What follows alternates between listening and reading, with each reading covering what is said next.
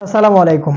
আসছে ঢাকা পারলে ঠেকা, মানে এবার বিপিএল এ ঢাকাকে নিয়ে অনেকদিন যাবত কথা হচ্ছিল যে ঢাকা এবার থাকবে কিনা, আসবে কিনা, শাকিব খান থাকবে কিনা, আসবে কিনা, এবং সেখান থেকে হল্যান্ডের সাথে তাদের আলোচনা কি চলছে।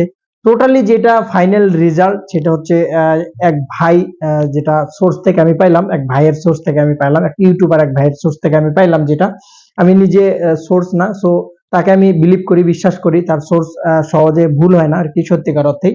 তো তার সোর্স থেকে যতটুকু পাইলাম যে, এবং আতিক ফাহাদ সাহেব আজ থেকে 7 থেকে 8 দিন আগে একটা পোস্ট করেছিল, তার পেজে একটা পোস্ট করেছিল যে আমরা থাকছি এরকম একটা, বা ঢাকা উড়িয়ে জানি, ঢাকা চলে জানি, ঢাকা থাকবে বিপিএল এ, ঢাকা ফুরিয়ে জানি, বা হল্যান্ডের সাথে তাদের চুক্তি বাতিল হয়নি, এরকম একটা পোস্ট ছিল এখন থেকে কিছুদিন আগে। কিন্তু শিওর ছিলাম না যে ঢাকা আসলে থাকবে না থাকবে না, একটা গরমিল অবস্থা ভাই।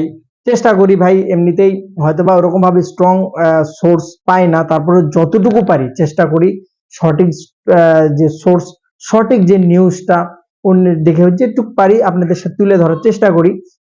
সত্যিকার অর্থে লং টাইম যেন ভিউ বা ভিডিও বা ছাড়তে পারি, মানুষজন পছন্দ করে, এই জন্যই কিন্তু, আসলে কিছু না। তো ঢাকা থাকছে, এখানে কিন্তু অনেকগুলো কাজ আছে, কারণ আছে, সবকিছু ডিটেলস আলোচনা যদি করি আপনার সাথে আমি, সেটা হচ্ছে যে এবারের বিপিএলটা যেহেতু এখন কিন্তু বর্তমানে, এখন এখন বর্তমানে কিন্তু রংপুর বলেন, বিপিএল এ কোনো টিম নাই, এখন কোনো ফ্র্যাঞ্চাইজি নেই। রংপুর বলেন, আপনি বরিশাল বলেন, আপনি ঢাকা বলেন, আপনি সিলেট বলেন, আপনি চিটাগাং বলেন, আপনি কোনো টিমই বিসিবির কাছে বর্তমানে কিন্তু বিপিএল এখন কোনো ফ্র্যাঞ্চাইজি নাই, সত্যকার অর্থ।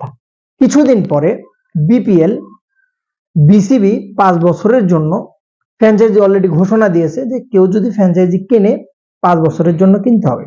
ঠিক এই জায়গাতে কিন্তু ঢাকার একটু প্রবলেমটা দেখা দিয়েছিল, যে সাকিব খান এখানে থাকবে কিনা, আতিক ফাহাদ সাহেব এর সাথে সম্পৃক্ত, এবং তাদের সাথে হারল্যান্ড থাকবে কিনা, তাদের যে স্পন্সরশিপ তারা থাকবে কিনা, যেহেতু লং টাইমের একটা বিষয়। তো যেহেতু 5 বছরের মেয়াদি একটা ফ্র্যাঞ্চাইজি নিতে হবে, এখানে একটা খটকা কিন্তু ঢাকার বেঁধে গেছিল।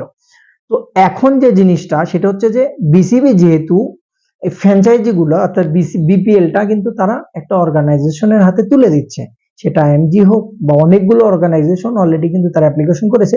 আইএমজি সবার আগে আছে, যারা আইপিএল আয়োজন করে থাকে।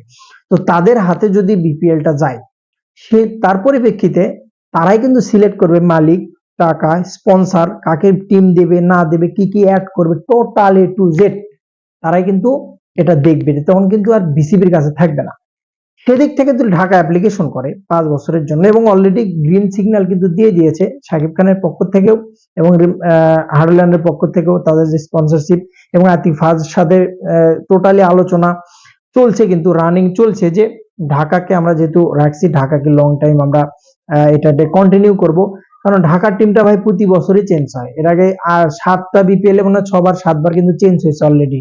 এই ঢাকা নাম যে কতবার, ঢাকা না ডায়নামিক, কত কি নামে কিন্তু ঢাকা আসে। এর আগে ঢাকা ক্যাপিটাল এবার স্থায়ী, যেহেতু সাথে শাকিব খানের মতো একজন হিরো